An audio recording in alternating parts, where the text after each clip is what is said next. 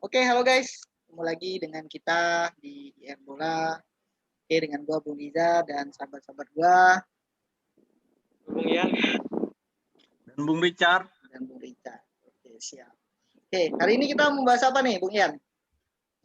Kita bahas dulu ya Liga Eropa yang udah masuk ke babak selanjutnya nih, ada big match antara Milan lawan Manchester United, di mana yang itu tim favoritnya Bung Riza dan Milan favoritnya Bung Richard. Bung Riza. Kira-kira di Milan dulu ya, Bung Richard siap ya dengan review. Kalau dari Milan formasi tetap sama 4-2-3-1, di mana pembak penyerang tetap Ibra karena ada darah DNA champion katanya. Terus ya di belakangnya Ibra mungkin ada Rebic, pasti itu Rebic. Terus yang di belakangnya lagi Calhanoglu, dan yang tiga di belakangnya sisanya itu saya berharapnya jangan Castillejo lah, udah terserah siapa yang penting jangan Castillejo. Itu ya siapa? Salah Menkers ya. Nah, Salamander juga bagus, Brahim Diaz bagus. Asal jangan Castillejo, udah itu aja. Terus yang gelandangnya itu pasti Kessie, itu pasti main. Karena bakalan ada banyak voucher di situ. Dan di sampingnya Kessie mungkin ada Tonali kalau nggak cedera. Unik nggak? Juga apa Bung Yan? Halo, apa? Kronik nggak main Kronik. Unik bisa jadi. Jadi ya di kanan. Ini di Ya. Kronik sih yang main biasanya. Nah, terus yang backnya harapannya sih Theo Hernandez ya. Itu udah my favorit banget itu Theo Hernandez yang membantu penyerangan, karena diakui gelandangnya ini kurang banget menyerang, lebih ke bertahan sebenarnya gelandangnya, malah yang menyerang itu dari sisi back, terutama si Theo Hernandez. Itu harapannya Theo Hernandez main, Scalabria main, dan El Capitano Romagnoli pasti main. Sisanya terserah, karena kan ada banyak tuh, ada Tomori, ada siapa lagi tuh, Dalot. Tapi sih yang kemungkinan main sih bakalan Tomori sih, atau Kalulu. Nggak berapa banyak sih dari mereka. Gitu. Dari kiper sebelumnya itu kita taruh Samu ya. Aduh. Saya nggak tahu kenapa dimainin taruh Samu. Cuman harapannya besok-besok si Donnarumma lah. Eropa kan soalnya. Iya. Kan? Katanya Tatarus Samu juga nggak bisa mengimbangi nyerang dari lawan. Apa aja bajikan maju atau nggak loss dari miss antara si kiper dengan back juga banyak. Harapannya sudah Donnarumma sih yang udah ada chemistry dengan si Romagnoli. Nah, untuk apa namanya, masih tadi udah. Apa lagi, Bung Ian? Untuk match-nya sendiri kira-kira gimana nih? Kan lawannya MU nih, Bung Richard. Iya, kira-kira match-nya sendiri kemungkinan bakalan banyak adu penalti, Bung Ian. Kalau ada penalti kemungkinan Milan kalah, udah itu aja. Kan dari match-match sebelumnya Milan itu sangat bergantung dengan penalti. Jujur deh, itu dari berapa pertandingan itu semuanya ada penaltinya. Gitu. Ya kita berharap voucher yang dikasih sama si apa namanya, juri bukan apa, wasit itu banyak ke Milan. Itu aja sih. Karena itu tadi belakangnya itu depannya itu masih bergantung sama Ibra yang apa ya, mesti si one man show gitu ya, belum ada apa namanya, belum ada chemistry dengan pemain tengahnya si semacam si Rebic-nya itu dan segala macam tuh belum ada. Itu sih. Atau kalau misalnya Rebic nyerang itu asal ya atas dasar inisiatifnya dia sendiri. nggak ada kemulut lah ceritanya tuh. Itu pasti maju. Gitu. Dah, nggak berharap banyak sih, 1-0 dari penalti juga udah cukup sih. 1-0 ya dari penalti ya, kira-kira Bung Bambang ya. Iya, Bung Richard. Bung Richard. Ya mungkin ya segitu dulu kali ya untuk Bung Richard. Nanti kita lanjut lagi. Mungkin kalau misalnya kita simulasi MU nih dari Bung Richard, gimana nih kira-kira dari MU dari sisi formasi bisa menangnya kira-kira gimana nih untuk pertandingan? Kalau MU pasti apa ya? Ya ini termasuk salah satu ujian lah. Karena MU musim-musim ini lagi berapa 5 pertandingan terakhir itu cukup krusial lah, terutama sebelum break internasional gitu. Nah, jadi kalau kita ngomongin formasi seperti yang sudah pernah disebutkan juga untuk kiper, nah mungkin Bung Bambang agak lega karena kiper nggak akan main De Gea-nya, yang akan main adalah Dean Henderson. Mungkin bagi yang belum tahu, De Gea harus menjalani karantina mandiri karena baru pulang dari Spanyol untuk menjenguk anak dan pacarnya. Jadi pacarnya baru melahirkan. Nah, jadi dia nggak akan bisa main selama kurang lebih 2 minggu. Jadi dalam 2 minggu itu kemungkinan 5 pertandingan lah, termasuk home away-nya Milan MU kayaknya nggak main deh. Nah, itu akan Dean Henderson. Nah, terus di posisi back sebenarnya nanti akan tergantung dari result dari hasil melawan Chelsea gitu. Cuman menurut gua untuk back kirinya karena Luke Shaw udah beberapa kali main belakangan akan dipasang Alex Telles. Back kanan kemungkinan masih akan Wan-Bissaka, tapi mungkin entah second half, terutama kalau misalnya MU bisa unggul duluan, akan diganti Brandon Williams kemungkinan. Terus untuk di tengahnya kemungkinan Maguire diistirahatkan karena setahu gue abis lawan Milan itu lawan West Ham. Bisa jadi yang akan dimainkan Lindelof dan Bailey. Untuk formasi 4-2-3-1 ya, seperti biasa. 2 di tengah kemungkinan akan Nemanja Matic dan McTominay. Karena Fred udah main berapa pertandingan ke belakang, kecuali bisa aja sih Van de Beek juga main gitu. Karena 2-3 holding itu udah sering dirotasi, jadi kemungkinan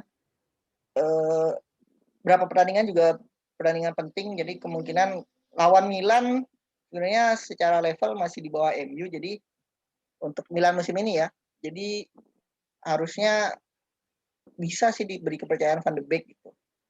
Untuk tengah kemungkinan kita lihat kondisi Bruno. Kalau Bruno nggak bisa main, menurut gua bisa dipasang Rashford, tapi mostly akan main lah Bruno di babak pertama paling enggak. Terus di kanan kemungkinan Daniel James, di kiri kemungkinan Rashford tetap karena butuh gol sih MU-nya karena main di kandang. Nah, terus di depan kemungkinan Edison Cavani gitu. Karena yang seperti gue bilang lawan City kemungkinan Cavani nggak akan main. Kalaupun main akan jadi sub. Jadi kemungkinan dia akan disimpan untuk melawan Milan. Itu untuk pertandingan. Karena derby sebenarnya Rashford dan Bruno ini agak mengkhawatirkan sih. Kemungkinan juga Rashford bisa jadi nggak dimainkan gitu. Bisa jadi sayapnya itu, gue sebenarnya pengen lihat sayapnya itu Amad Diallo dan Daniel James gitu. Jadi misalnya Daniel James dibalikin ke sayap kiri, Amad Diallo di sayap kanan gitu kan. Amad Diallo juga udah pernah main di Serie A kan, jadi harusnya tahulah permainan Milan seperti apa gitu. Jadi tapi di tengah tetap masih butuh Fernandes karena Pogba masih belum bisa main gitu. Nah itu sih karena nggak ada lagi gelandang kreatif. Beda halnya kalau Pogba bisa main, tapi juga karena walaupun Pogba bisa main karena baru sembuh dari cedera, kemungkinan nggak akan dipasang full sih. Jadi tetap akan bertumpu sama Fernandes. Jadi kasihan juga sih ngeliat Bruno gitu. Kalau untuk di MU gitu. Nah, cuman mungkin ini Bruno saatnya sama Fernandes tuh beda. enggak Bruno Fernandes maksudnya.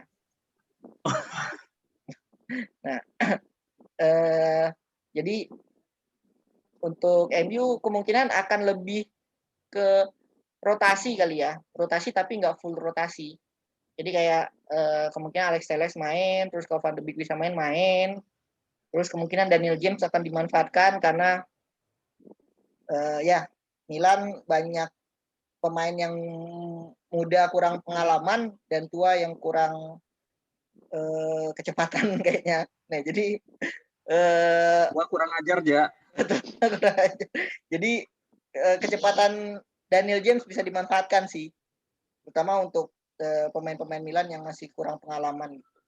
Dan berapa pemain terakhir sebenarnya Daniel James bagus mainnya, dan kemungkinan ya lawan City yang dia nggak akan dimainkan. Kalaupun dimainkan, dia akan dimainkan sebagai sub si Daniel James gitu. Itu sih menurut gua kalau untuk MU dari segi formasi. Nah, kalau dari segi permainan, ini sebenarnya seru. Sebenarnya kan kalau MU kan gosipnya penalti FC nih. Nah, akan ketemu the real penalti FC dari Serie A. Tadi Bung Richard berharapnya ada voucher penalti. Nah, sebenarnya lebih berharap penalti itu dari Milan gitu. Kalau MU itu nggak terlalu lah. Ya, maksudnya tuh dari Milan berharap banyak penalti. Iya, makanya di Milan tuh lebih jadi duitnya tuh buat dibeliin voucher penalti kayaknya. Kalau Milan itu. Jadi kalau MU sekarang udah mulai jarang beli voucher penalti, apalagi walaupun 3 kali pertandingan tuh terakhir lawan Chelsea tuh malah nggak dapet tuh voucher penalti gitu. Jadi ya kemungkinan MU open play sih. Tapi seru kalau misalnya MU dapat penalti, Milan dapat penalti gitu. Seru sih. Seru sih kalau gol-golnya semua tuh penalti semua sih. Bisa jadi. Misalnya 2-1 MU menang gitu kan. MU penalti 2, Milan penalti 1 gitu. Ya, bisa aja, bisa gitu. Bisa 1-0, MU 1 penalti, Milan penalti 1 juga. Nah, bisa. Jadi menurut gua lebih ke dari sisi permainan sebenarnya ya Milan yang sekarang di bawah MU lah ya. Walaupun MU di IPL dinilai masih kurang kondusif gitu. Cuman bisa dibukti sebenarnya 3 pertandingan terakhir tuh dibilang jelek enggak juga, cuman nggak bisa ngegolin aja si MU-nya. Terbukti mereka bisa clean sheet gitu. Nah, tinggal nanti makanya pembuktian MU ketika lawan City nih gimana. Kalau MU makanya gue berharap ketika lawan City MU bisa ngegolin. Jadi apa ya? Moral si striker atau goal getternya MU ini naik gitu ketika lawan Milan. Jadi bisa aja kan dibantai 4-0 gitu. Sociedad aja bisa kena 4-0 gitu. Apalagi main di Old Trafford di leg pertama. Jadi gua kemungkinan di atas kertas MU menang sih. Cuman ya 2-0 lah. Ya, kan di atas kertas MU menang, tapi di atas lapangan Milan yang menang. Nah, ya doain aja. Kasihan kan yang udah di atas terus turun gitu. Ya kan Ya, setidaknya pernah di atas lah. ya Sama lah ya. MU juga pernah di atas kemarin. Walaupun nggak lama gitu. Jadi Lama ya. Nasib kedua tim ini sama lah sebenarnya.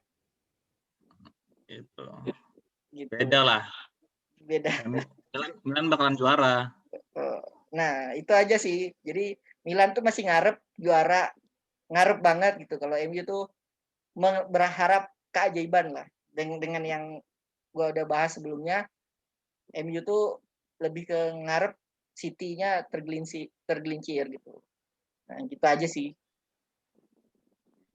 Oke, itu sih paling dari United. Jadi kalau untuk skor 2-0 aja cukup lah menurut gua untuk kill the game. Gimana ceritanya City tergelincir?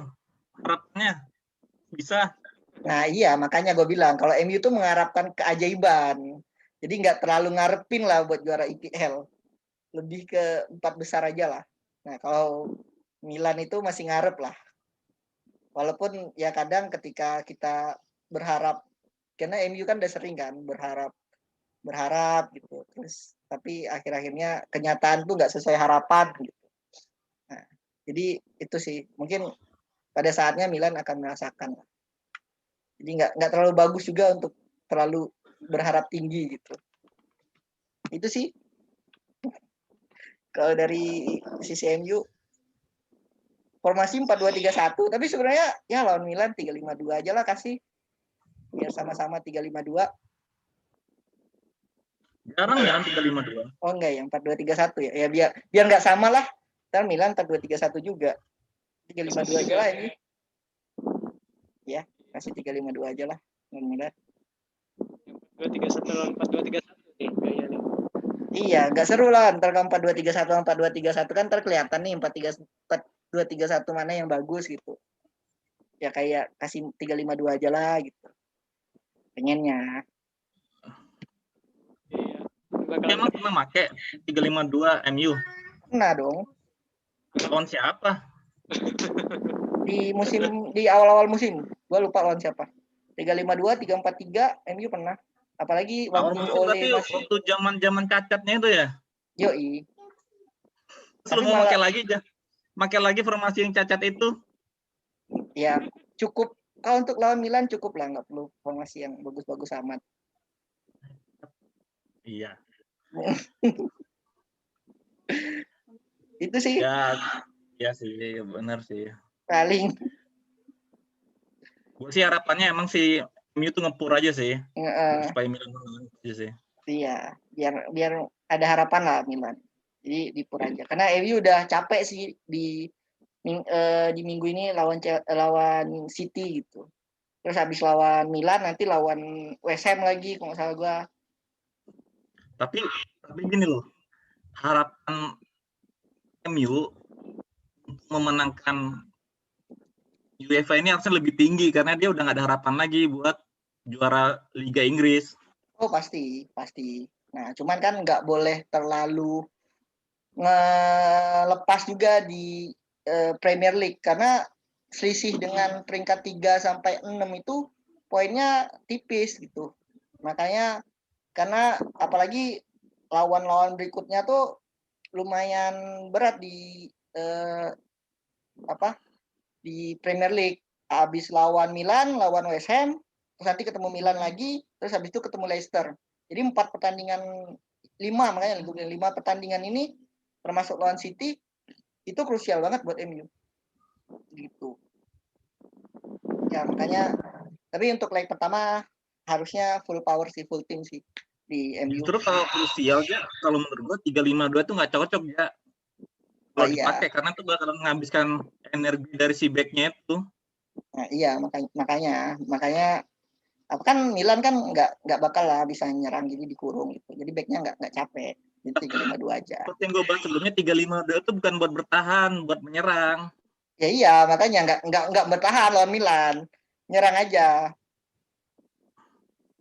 Jadi dikasih setengah lapangan doang Milan. Si MU bakalan pakai 352 nih daripada 4231. Kalau untuk di leg pertama enggak sih 4231 kemungkinan. Karena main di bakal pakai 4231 terus nggak akan 352. Enggak, bisa jadi di leg kedua. Kayak lawan Sociedad aja sih. Di awal yang mereka menang 4-0, kalau bisa dapat 4-0 terus next-nya mereka akan akan lebih ngelepas gitu lah. Yang pas lawan Sociedad di leg kedua kan sempat mainin Amad Diallo, mainin si Sola gitu, yang masih 18 tahun. Ya. Kenapa? Pemain lapisnya ya? Iya. Pemain intinya ya? Bukan. Nah, paling ngincar gol sebanyak-banyaknya sih di leg pertama lawan Milan karena mainnya di Old Trafford juga. Bisa jadi. Gitu. Leg kedua barulah 352. Jadi cuman kalau gue pribadi gue pengen lihat 352 sebenarnya. Jadi lebih nyerang banget gitulah. Kalau mau lihat 352 mending lihat Atletico aja. Nah, cuman ya gue nggak suka lah. Di La Liga sebenarnya nggak terlalu banyak. Sebenarnya suka Barca, cuman Barkanya ya begitu lagi gitu. Terlalu berpaku sama Messi, jadi nggak ini loh. Karena gini, kalau menurut gue 352 di Inggris itu belum ada yang cocok kecuali Chelsea yang beberapa tahun lalu dia dilatih Conte. Karena si Conte tuh punya dasar 352 waktu ngelatih Juve 352. Nah, kalau misalnya MU 352 dengan pelatihnya apa? Ya. Apa? Oleh. Oleh. Nah, itu menurut gua mustahil gitu loh bakalan 352 si MU, dan kalaupun bisa mungkin berbuah manis gitu loh.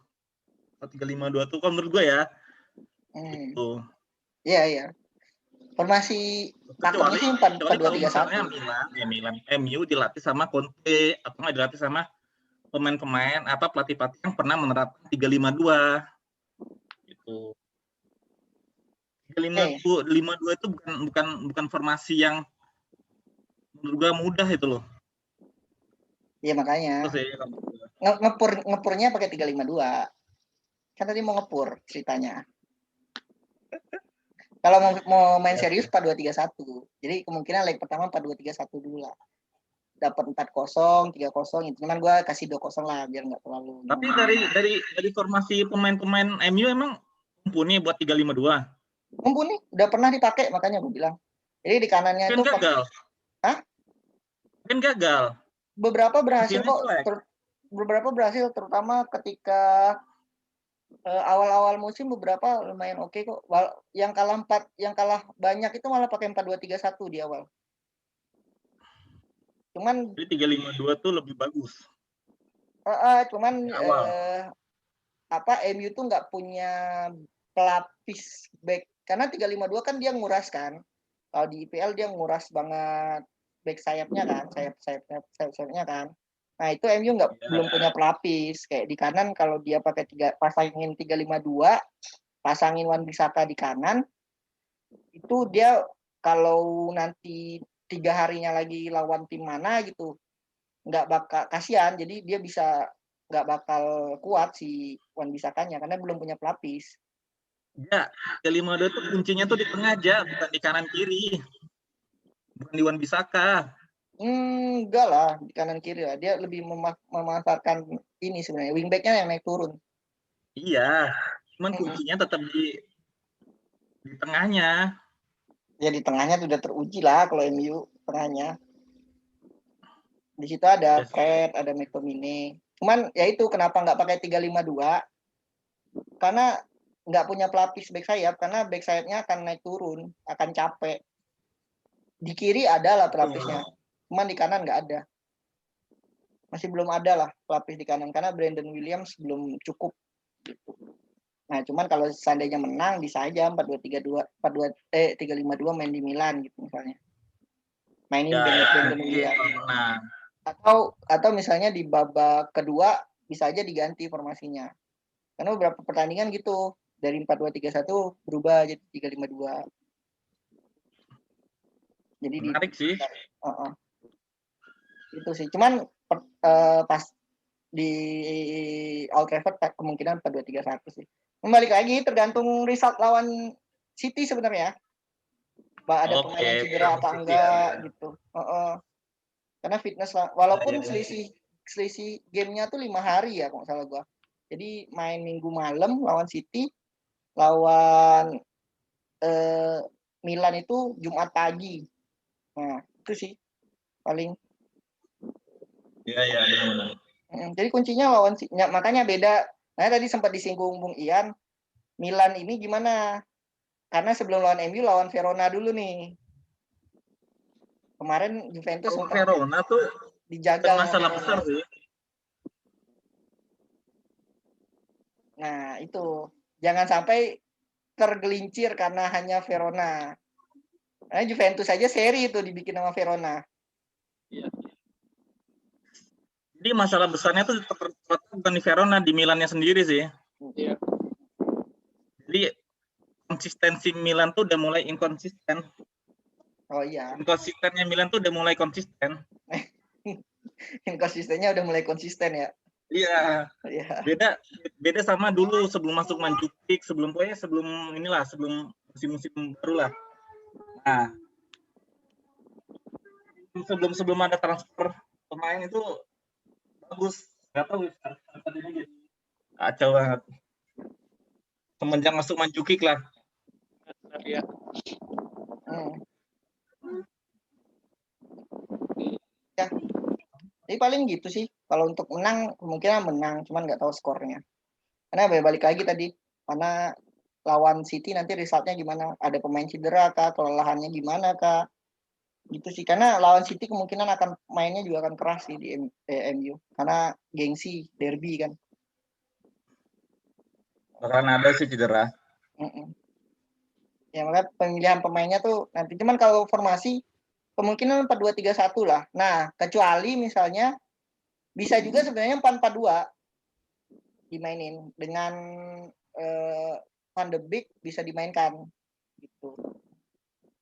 Biasanya kalau Oli main 4-4-2 tuh Van de Beek main biasanya. Bisa juga. Bertahan ya? Enggak sih. Sebenarnya perannya Van de Beek tuh nggak jelas sebenarnya. Cuman ngepur sih. Salah satu cara MU ngepur tuh mainin Van de Beek sebenarnya. Oh gitu. Nanti menit 60, menit 70 tuh diganti dia. Gue kira Maguire jadi kapten tuh MU udah ngepur loh. Oh enggak, kalau itu enggak ya? Oke, kalau itu oke. Cuman belum dapat partnernya aja dia. Karena kebukti 3 match terakhir enggak clean sheet sih MU. 3 match terakhir. Kita lihat nih lawan City nih. Makanya kuncinya tuh ada di lawan City sih sebenarnya. Apalagi kalau jadi lawan City kalau seri itu udah bagus buat MU. Kalau menang, nah hati-hati aja Milan kalau MU menang lawan City. Ya gue sih harapannya lawan City menang sih. Itu sih. Jadi buka keran gol lah. Jadi MU 3 pertandingan terakhir defense-nya bagus, goal scoring-nya jelek gitu. Oke, gue pengen sebenarnya masalah itu dulu yang diberesin sama Ole. Gimana bisa ngegolin.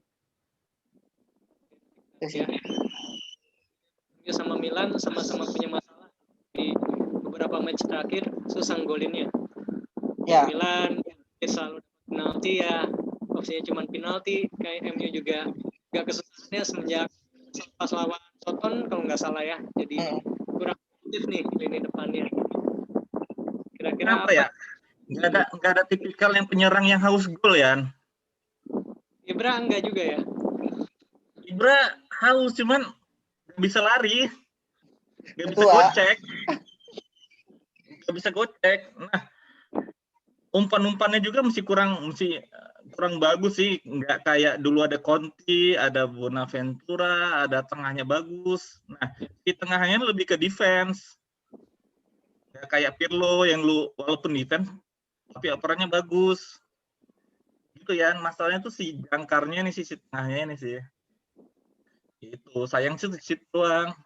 Dengan penyerang yang kayak gitu tidak diimbangi dengan tengah yang mumpuni itu mustahil sih. Tahu sih. Nah, kebanyakan gol-gol juga ke mulut semua. Iya, benar ya. Itu sih. Iya. Lebih mumpuni si ini malah si MU karena ada Bruno dan tengahnya tuh lebih bagus lah. Lebih bagus kalau buat 4-2-3-1. Yoi. Nah, prediksinya menang tuh gitu. Nah, tadi Bung Richard berharapnya voucher penaltinya valid gitu. Ya.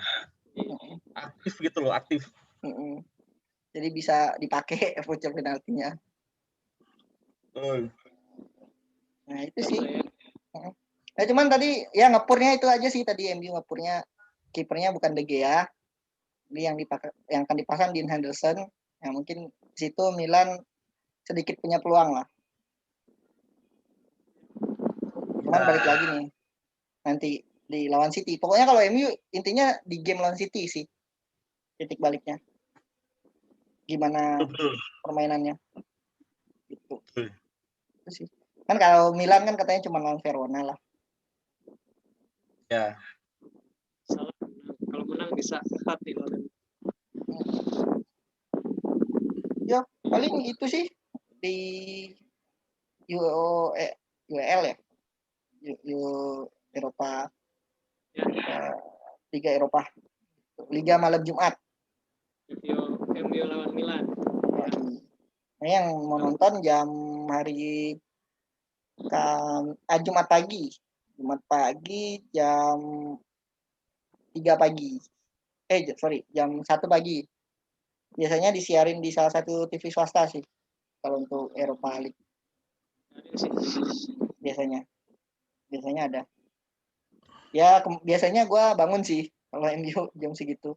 Karena biasa kalau gue lihat, oh udah menang 2-0 nih, gue tidur lagi. Paling lihat highlight-nya aja ntar pagi. Lah ya, buat Eropa, kira-kira ada lagi nih dari Bung Rija? Dari Bung Ian gimana Bung Ian prediksi skor? Kalau skor ini siapa? Kalau gue sih megang MU ya. Soalnya Milan ini minim banget kreativitasnya. Iya. Ini kalau misalnya boleh gue tambahin pas apa?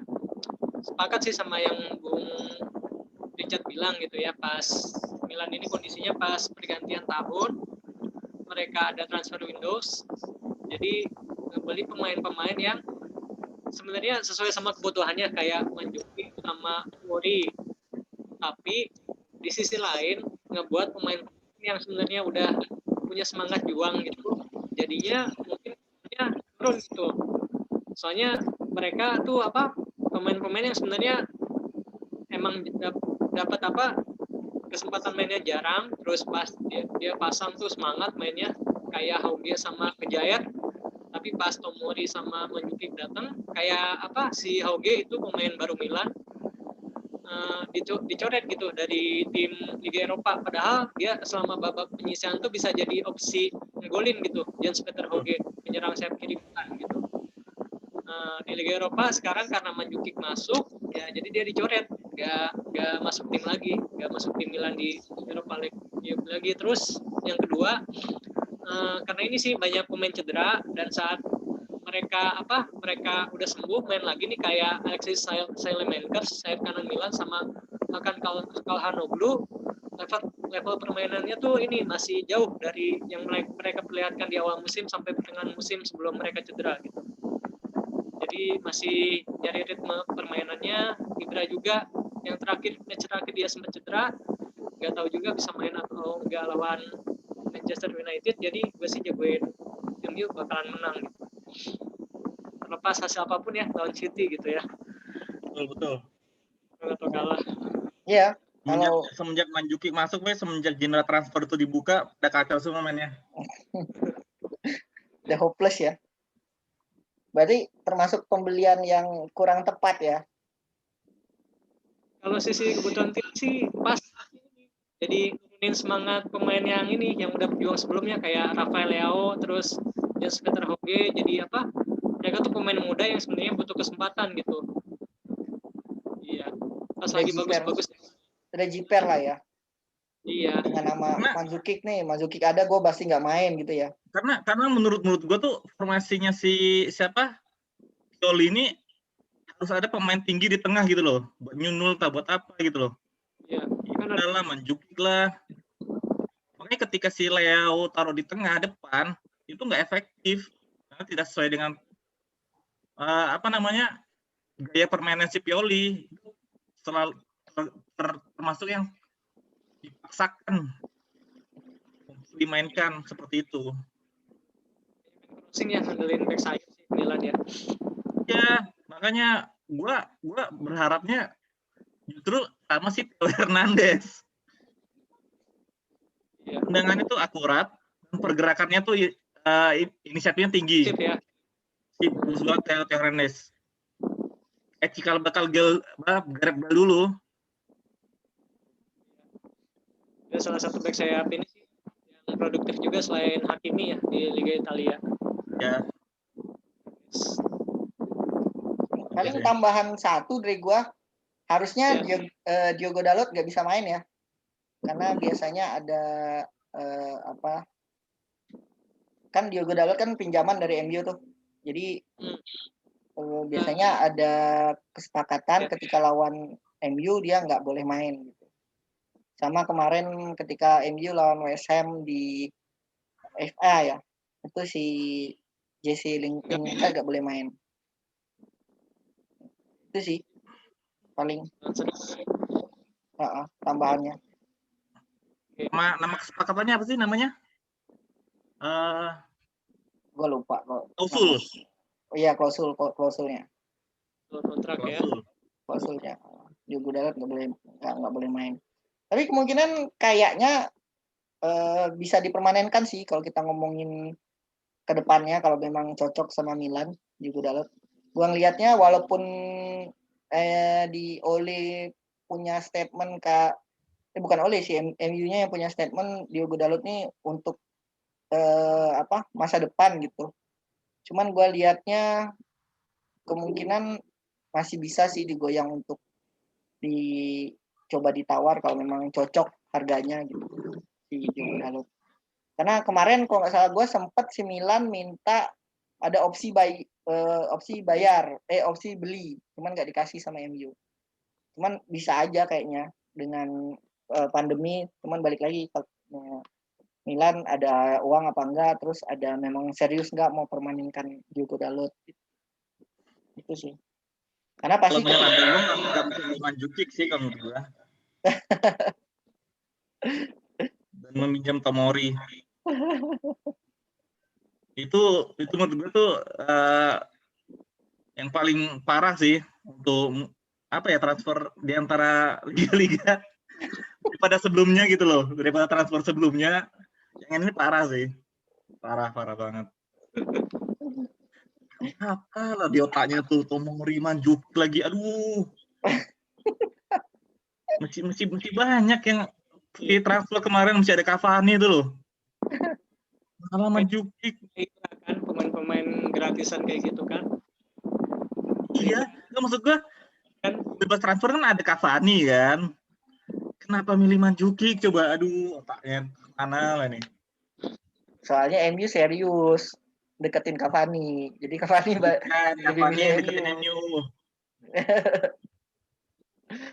Iya. Gitu sih. Salah sih Mandzukic itu. Kesel ya kebijakannya Milan ya. Jadi nanti seperti kata Bung Ian bilang, ketika Mandzukic dimasukkan ke Liga Eropa, formasinya bakal gitu-gitu terus. Jadi Mandzukic itu sebagai cadangan mengganti Ibra. Formasi yang 3-3 itu nggak boleh dipakai lagi. Yang ada Hauge, ada Leao, Rebic, Maker, itu bahkan nggak dipakai lagi, sayang gitu.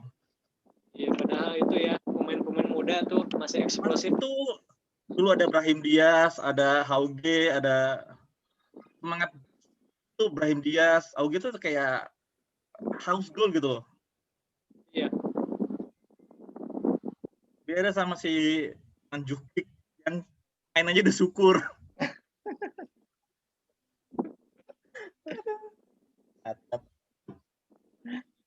Bedakan pemain muda sama pemain ini yang udah sembuh.